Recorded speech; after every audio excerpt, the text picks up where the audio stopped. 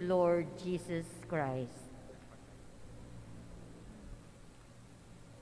First, good evening. Then let me greet you all. Happy New Year.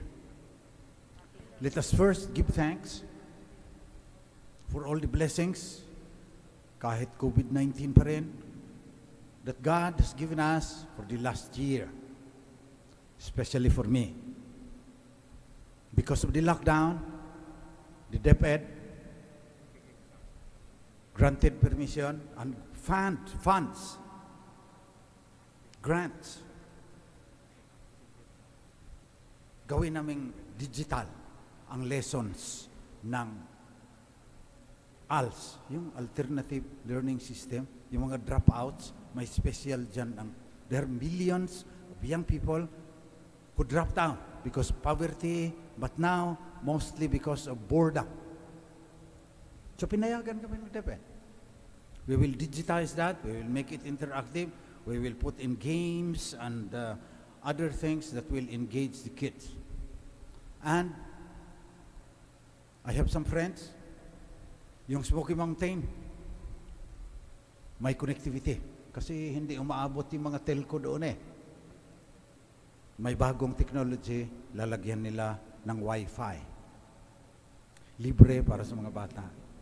Kung maipakita, I have some friends in Ayala, Alabang. Binigyan nila ng 100 tablets, Cherry Mobile, mga bago, para yung mga bata may connectivity na, may device, may interactive lessons. Makapag-aral sila ng English, Science, Mathematics. Tapos may hanap buhay pa yan. So marami din tayong dapat ipagpasalamat. Pasalamat din ako dahil through my friends, narating ko yung matataas sa Microsoft. Narating ko yung matataas sa Facebook. Yung lagi ninyong kiniklik-klik-klik. They will help us educate. They will help us in the bamboo. Kasi we would like to plant 1 billion bamboo by 2030. Ang tindi ng aming mga pangarap. So nabigyan kami ng biyaya. Salamat tayo. 2021, kahit lockdown pa rin. Eh ngayon nga, 150 lang last week. 150 na lang ang COVID. Kahapon, kamuntik ng mag 3,000. COVID. So ano kaya itong 2022? What will this bring us? Kasi sa Amerika, 180,000 pa rin a day. Sa Britain, sa France, binalikan sila, akala nila wala na yung COVID. 2022. It's still a big question kung anong mangyayari sa atin. Pero kung may pananampalataya tayo, malampasan natin lahat ito. So, in the gospel, Mary kept all these things reflecting on them in her heart. So we should also reflect, ano itong nangyayari? And we should also reflect on bakit yung one holy Catholic and Apostolic Church 2,000 years na in existence. Bakit first day of the year si Mary ang binulagaan niya ro? Malalim ang ibig sabihin ng simbahan niya. Kasi hindi Trinity, hindi Incarnation yung Divine Word. Mary, Mother of God, ang nilagay niya dyan. Pagnilayan natin. I was teaching theology for 30 years in our seminary. Nag-aral ako sa Rome, nag-doctorate ako ron. Turo ako ng Mariology. Who is Mary? And what does she do for us? Kikita mo sa folk Catholicism, mas malapit talaga tayo sa mahal na ina eh. Mama Mary yan eh. Kasi yun si Jesus. Nanghahagupit yan eh, doon sa temple. Nakakatakot yan eh. Babalik yan sa wakas ng panahon. O sasabihin, pinakain mo ba yung mga nagugutom? Eh si Maria, wala eh. Punta ka doon. never was it known that anyone who fled to your protection was left unaided. So sa Mary, ang binubulaga sa atin ng simbahan. Ito akin lang. After 30 years in Smoky Mountain, after 30 years of teaching theology sa seminarians, ba't si Mary? Nagtuturo din ako ng creation. Tsaka bago na ngayon science eh. The universe, there was a Big Bang. Umaayon na kayo ang science sa pananampalataya. Kasi noon akala ni Einstein na andyan na lahat yan, yung mga galaxies. Tapos may isang pare, si Father George Lemaitre, taga Belgium, galing sa mathematics. Sabi niya, the universe is dynamic. Lumalayo yung mga galaxies from each other. So there must have been a time na ang lapit lang yan. So Big Bang, ang tawag nila, may malaking pagsabog. Pagkatapos,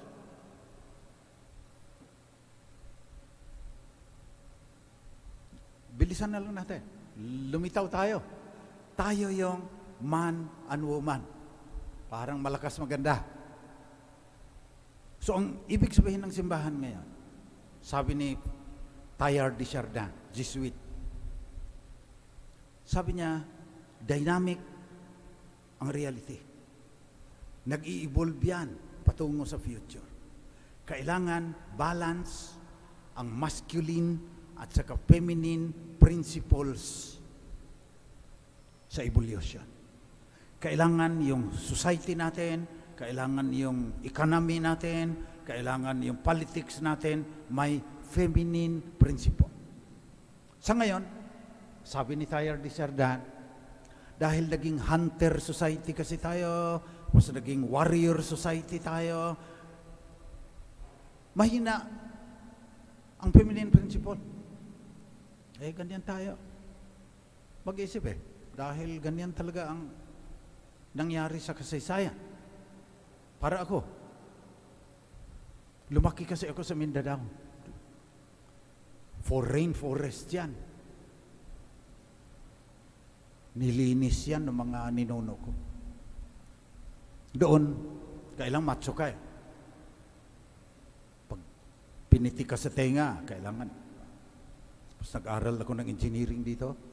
Nag-judo ako ng 4 na taon. Yung macho-macho, yun ang pagtingin ko eh. Tapos, natural pa ako sa pagbaril. Yung 1911 Colt, nung bata-bata ba ako. Without any training, from 25 meters, yung ganito kalaki, tatamaan ko lahat yan. Macho nga eh, from Mindanao. Tapos, naging pare ako, to make a long story short, Smoky Mountain ako, hinahanap ko talaga yung mahirap. Ganito ang ikikwento ko sa inyo once, kung bakit nagbago ang aking pag-iisip. May namatay sa panganganak. Tapos sinabihan ako ng mga taga Smoky Mountain, yung ama, lumayas. Hindi niya makayanan yung kaniyang pagkamatay ng kanyang asawa. Sabi ko, hahanapin ko. Gusto kong pagsasampalin pagkatapos kakalad ka rin. Pangatawanan mo yung iyong tungkulin. Hindi ko nahanap eh. Pagbalik ko, ay yung mga sisters ng Holy Spirit, andyan pa. Sister Mary Bernard, ganda niya noong bata pa yan eh. Ngayon, retired na eh. Sister Evelyn, ngayon, Provincial Council. Pumupunta sa Smoky Mountain noon yan. Saan na yung mga madre? Sabi ko, pumunta daw sa grocery. Bumili ng gatas para doon sa bata. Doon ko nakita na iba talaga ang pagtingin ng mga babae. Yung sa akin, kakalad ka rin kayong mama eh. Na, pangatawanan mo yan. Sila, yung bata agad-agad ang kanilang nakikita na magugutom yan, walang ina eh. Bumili ng gatas, yung mga madre. Hindi kaya. Kaya si Maria, sa unang araw ng taon, siya ang binubulaga ng simbahan dahil yung ating lipunan, yung ating ekonomiya, yung ating politika, masyadong makalalaki, masyadong masculine, agresyon, competition, parang computer kung mag-isip, wala nang intuition, walang nurturance, walang emotion. Kaya ganito yung ating mundo. Yan ang nais kong paliwanag sa inyo ngayon. Let us pray to the Blessed Virgin Mary. Kayo mga babae, be women. Huwag niyong pabayaan yung mga lalaki ang mag-decide kung how you should live your life. Pero, nagawa na nga dahil through history, andyan ang politics, andyan ang economy. Masculine principle. Pero ngayon, iba na eh. Fourth Industrial Revolution eh. Kasi noon, mga hunter. Siyempre, mga mastodon, mga elepante yung hahunt mo. Ay, kailangan, malaki katawan mo. Kailangan, pag-warrior din. Kailangan. So, pag hunter at saka warrior, talo na yung mga babae. They are evolved para mga anak. Take care of the children. Eh, hindi na ngayon tayo hunter at saka warrior eh. Artificial intelligence na tayo ngayon. Blockchain technology na tayo ngayon. Internet of Things na tayo ngayon. Robotics na tayo ngayon. What is the role of the women in this new society? Mary, Mother of God, January 1, 2022. So let us keep all these things reflecting on them in our hearts. Ngayong first day of the year, paano natin haharapin yung problema natin? So huwag nating pabayaan ng mga lalaki lahat yan. Magaling bumaril yung mga lalaki, magaling sa judo yung mga lalaki, magaling sa suntukan yan, pero mayroon silang hindi naiisip. At yun, ang tinuro sa akin ng aking karanasan sa Smoky Mountain. So magdasal tayo ngayon. Kasi, nagtatanong ako, kagabi nagagalit na naman ako eh. Dahil laging nagpapaputok. Gasta yan. Pero mas maliban sa gasta, yung usok niyan tumataas. Climate change na nga tayo pagkatapos magpapaputok ka pa ng rebintador at saka mga kwitis dyan. Tinanong kayo mga babae, kayo ba, kung kayo lang ang padidesisyonin, magre-rebintador kayo? Wala pa akong kausap na babae na magpapaputok. Useless sa kanila yan eh. Pero mga lalaki, so, kahit bawal, magpapaputok yan, nabibingi ka, hindi ka makakatulog, pagkatapos climate change yan. Mas malakas pa na udet ang dadating sa atin. Kaya sinasabihan ko ang mga babae ngayon.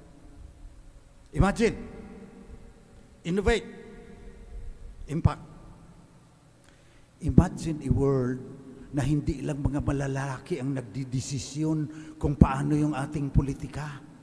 Imagine a world na hindi lang mga lalaki ang nagdidesisyon kung ano yung ating ekonomiya.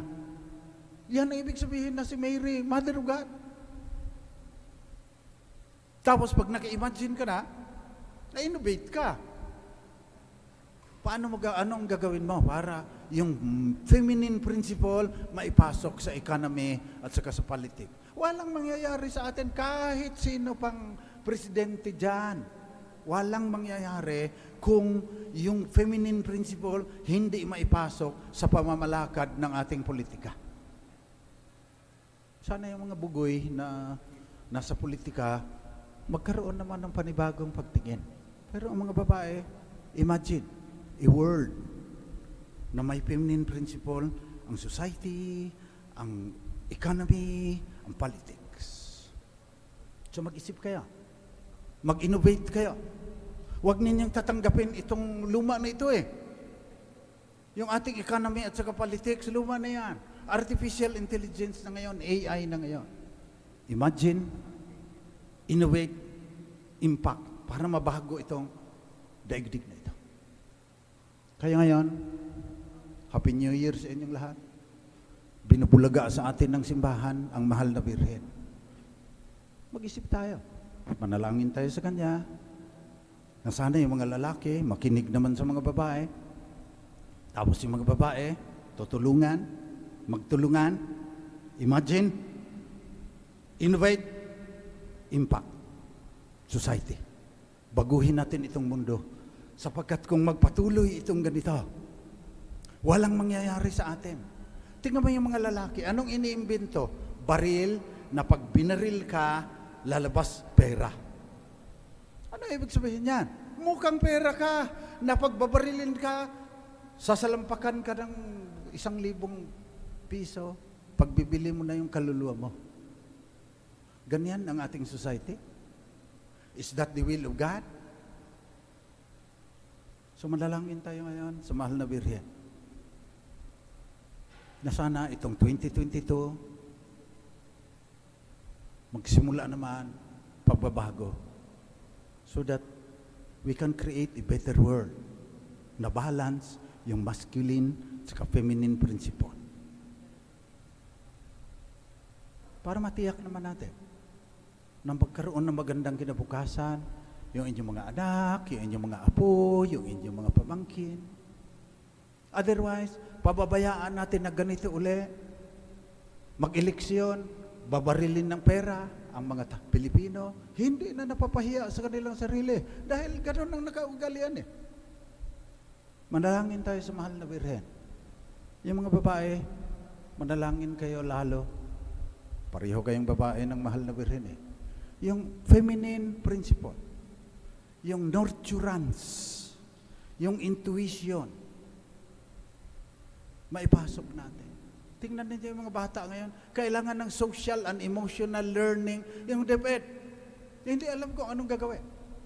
Kasi wala yung feminine principle from the start. So, ipanalangin niyo ako para yung partnership namin ng Facebook at saka Microsoft, magkaroon naman ng ibubunga.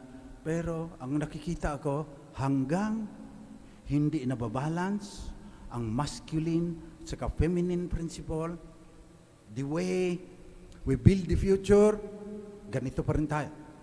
Baka malipol pa tayo. Tuloy-tuloy ang climate change. Kasi sinasabihan na kayo ni Greta Thunberg, sinasabihan na tayo ng mga scientists, walang nakikinig. Nagpapaputok pa rin ng kung ano-ano. Nagsasayang ng pera, ang dami-daming usok para sa climate change, dadagdag lang sa climate change. Pagkatapos, pag may udit, sasabihin, bakit pinapabayaan tayo ng Diyos? Ikaw may kasalanan yan. Manalangin tayo sa ating mahal na ina, Mother of God, because Christ is both God and man.